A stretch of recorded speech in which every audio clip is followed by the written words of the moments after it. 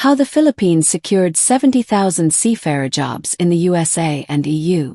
The Philippines, often called the seafaring capital of the world, has more than 600,000 registered maritime professionals. Filipino seafarers are respected globally for their skills, discipline, and professionalism. However, international regulations and growing competition had recently threatened these jobs, especially in the USA and EU. Thanks to bold and timely actions by President Ferdinand Marcos Jr., over 70,000 maritime jobs have been secured for Filipino workers across these regions, safeguarding billions in remittance income and restoring the country's leadership in global shipping manpower. Securing 75,000 seafarer jobs in the United States.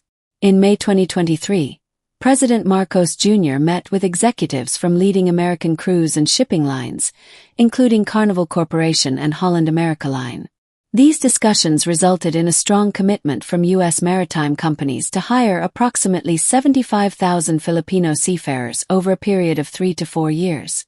American employers cited several reasons for their confidence in Filipino workers. Their English proficiency, hospitality skills, and proven reliability in global maritime operations. These new jobs span across cruise ships, commercial cargo vessels, and technical support roles, offering sustainable, high-quality employment to thousands of Filipinos, saving 50,000 seafarer jobs in the European Union. Meanwhile, in early 2023, the Philippines faced a major threat in Europe. The European Commission warned that it might stop recognizing Philippine-issued maritime certificates due to issues with compliance under the STCW Convention. This decision could have cost over 50,000 jobs for Filipino officers aboard EU-flagged vessels. President Marcos Jr. responded swiftly. He engaged with European authorities, directed agencies like Marina and CHED to raise training and education standards, and emphasize transparency and accountability in the certification process. As a result, the EU reaffirmed recognition of Filipino maritime credentials, protecting tens of thousands of jobs that were at risk. Long-term reform and international support. Following the resolution of the EU certification crisis, the European Union launched a €4 million technical assistance program called SCOPE, Safe, Certified, and Protected Employment. This program will run until 2027 and aims to modernize maritime education and training in the Philippines, improve working and living conditions for Filipino seafarers, support digital systems to verify certificates globally.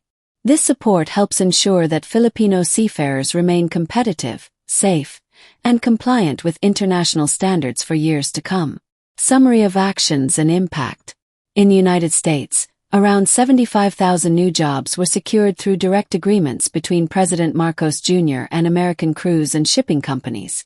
In the European Union, approximately 50,000 existing jobs were saved by addressing certification issues and meeting international compliance standards.